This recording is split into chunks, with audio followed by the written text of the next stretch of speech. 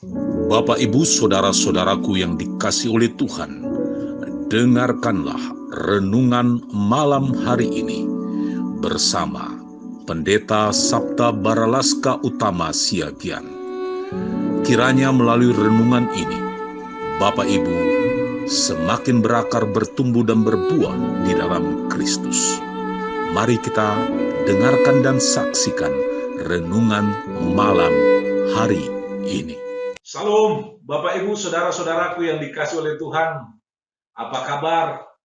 Hanya oleh karena kasih-Nya kita ada. Hanya oleh karena kasih-Nya kita senantiasa bersyukur kepada Tuhan. Bapak Ibu, saudara-saudaraku, dalam renungan malam hari ini kita akan mendengarkan kebenaran firman Tuhan. Namun Bapak Ibu, saudara-saudaraku, mari kita ambil waktu untuk saat teduh sejenak. Saat teduh dimulai.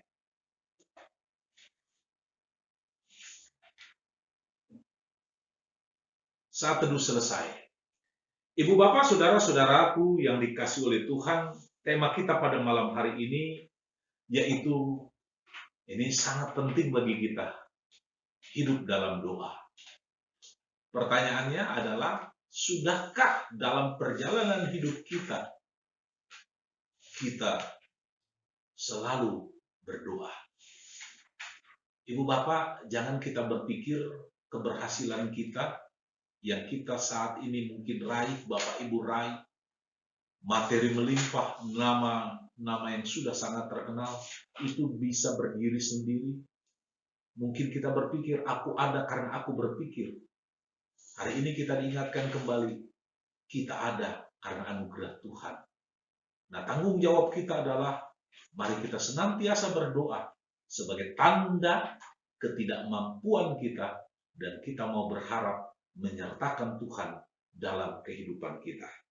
Kita melihat dalam kebenaran firman Tuhan, Bapak Ibu saudara-saudaraku yang dikasihi oleh Tuhan Yesus Kristus, yang terambil di dalam Kolose pasal yang keempat ayat yang kedua dikatakan demikian. Bertekunlah dalam doa, dan dalam pada itu berjaga-jagalah sambil mengucap syukur. Ibu bapak saudara-saudaraku yang dikasihi oleh Tuhan, dalam Kolose 4 ayat yang kedua, di situ dikatakan bertekunlah dalam doa.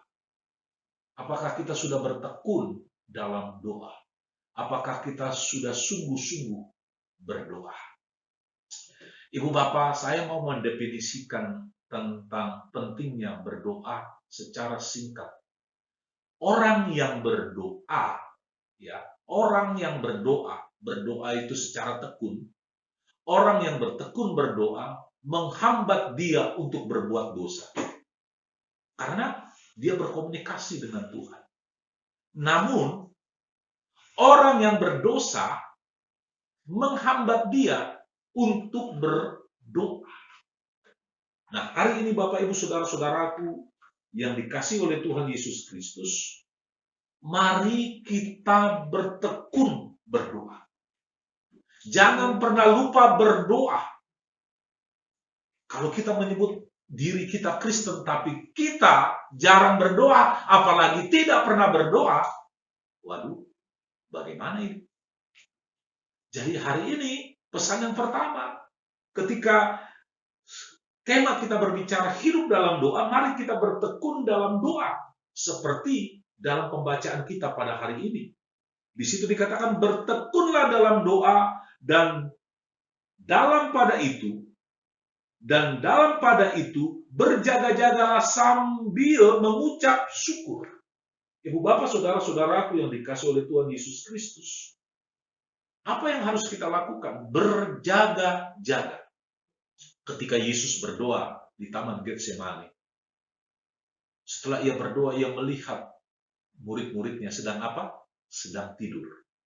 Lalu apa yang dilakukan oleh Tuhan Yesus? Membangunkan murid-muridnya. Apa kata Yesus?